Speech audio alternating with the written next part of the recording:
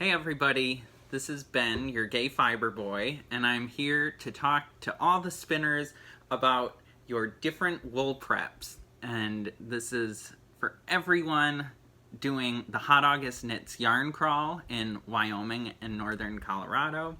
But this is also for any spinner out there, any time of your spinning life. So today we're going to talk about from the fiber that has the least amount of work done to it to the fiber that has the most amount of work done to it in the wool world of processing fibers. So the first bit of fiber that we're going to talk about today is a raw fleece, and this is a raw fleece. It's a Wensleydale, and as you can see, this is nasty stuff, and all of this is going to wash away. This is basically the wool that was shorn right off the sheep and got into a bag and you bought it. This is going to need to get washed. It's going to need to get processed in some manner, and then you'll be able to spin it. I don't recommend spinning in the wool, in the grease, because it really gunks up your machine, your wheel, and it's not the best of ideas, but I do love processing a good fleece, and this is one that I'm antsy to wash and get processed. Now next is a washed fleece, and these are locks from the fleece itself, and they're from Lusha at her farm in Laramie, Wyoming, and you can get ones like this from Lori at Cowgirl Yarn, same with the previous one. And all of these different fiber preps that I have here, Lori will have something close, or she'll even be able to get in contact with the ranchers who process them for you. So this one is a local Wyoming wool. It's absolutely wonderful. This is from Tank. I love Tank's fleeces. They're really lovely, and so you can start spinning right from the locks if you want to do more of an art yarn, and super fun, and you just take this and you start spinning. Really great stuff. Then next, from the same fleece, this is a bat. It's just a giant piece of fiber. And they can range in size. This one, I want to say, is about a 3-ounce bat that I did up. And all of the fibers, as you can see, are just going all over the place. So this will make that really lofty yarn that you're looking for, and you can either start spinning it right from the bat, or you can tear it apart and spin from little strips of it as you go. There's all different ways that you can go about spinning a bat. They're super fun, and especially if you get an art bat that Lusha does, they're just really fun to do. Now next we have a roll log, and it's basically the same idea as a bat, except it's smaller and you do it on hand cards as opposed to a big drum carder. Much more manageable. This basically you hold it in your hand and you spin right from it. Again, this will give you a nice lofty wool, super for hats, but you could also do some really creative stuff with it as well to get different textures. Now next we have a commercially processed roving, and the roving is basically a bat, except it's super long. You can get it as long as you want. And with the roving, it's again the same idea, we have fibers kind of going all over the place, and this is a blend of llama and Corriedale, and this is from the Good Shepherd Fiber Mill in Parker, Colorado. And again, Lori can hook you up with these people as well. And just real nice.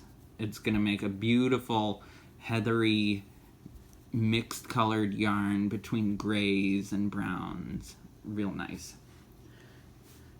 And then another option is a pencil roving. You can also find a pin roving.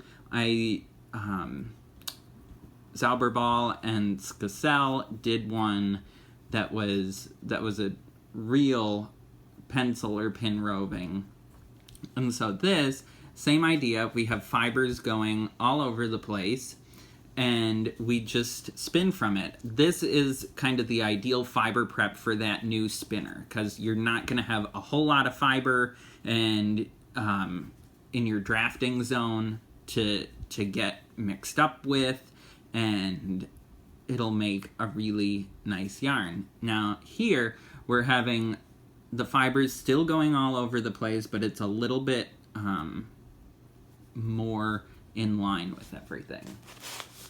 Now, after that, we go to top. And top is wool or any sort of fiber that's combed out. So the combs, and in that process, you have a lot of waste. So this is really just the best of the fiber that you have processed.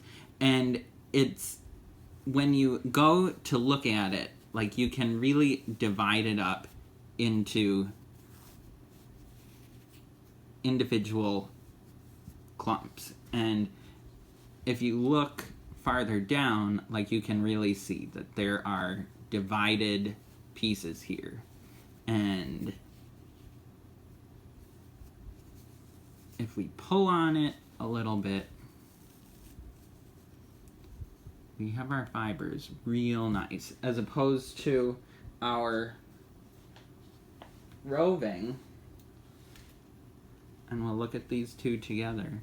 Whereas there's no real definition between one section of it and another. They're just going all over the place. And so there's a lot less air in the comb top as opposed to the carded roving. So when we're spinning this, we'll be able to spin a really nice fine worsted yarn out of this. And like, if you're a really talented spinner, you can spin something that is like stock weight, lace weight, you name it. You can spin super fine, super smooth yarns from a top. And that's not to say that you can't do so with roving. It just won't be exactly the same. Now you can also get a blended top, and this is a blended merino silk top here, and all of this shine that's happening, that's all the silk, and sort of the duller stuff is the merino. And this is all blended together as it's being combed, and we have super nice long fibers. And again, we can really see the striation in the fiber to see where we can sort of pull it off and get these fibers. Now you can either pull your fiber apart like this before you're spinning, or you can spin right off the top and sort of move back and forth across your fiber as you're spinning it. Now, the last fiber prep that sort of has the most labor intense to it is hand pulled top. And so this is done on English. A true worsted hand pulled top would be done on English combs. This I did on Viking combs that I have, little handheld Viking combs. And this is the most labor intensive, but in my opinion, it gets you really kind of the best yarn Again, this is yarn from Lusha and Tank, the sheep, and we just have such a beautiful long fleece here. In case you can't tell, I'm a big fan of the long wools. So, I hope you guys thoroughly enjoy the yarn crawl, and if you're not on the yarn crawl, I hope you're enjoying spinning during these crazy, crazy times. But really, we spinners have kind of been prepping for this our entire spinning lives. So, without further ado, happy fibering, fibering, because that's a word for us. Happy fibering, people.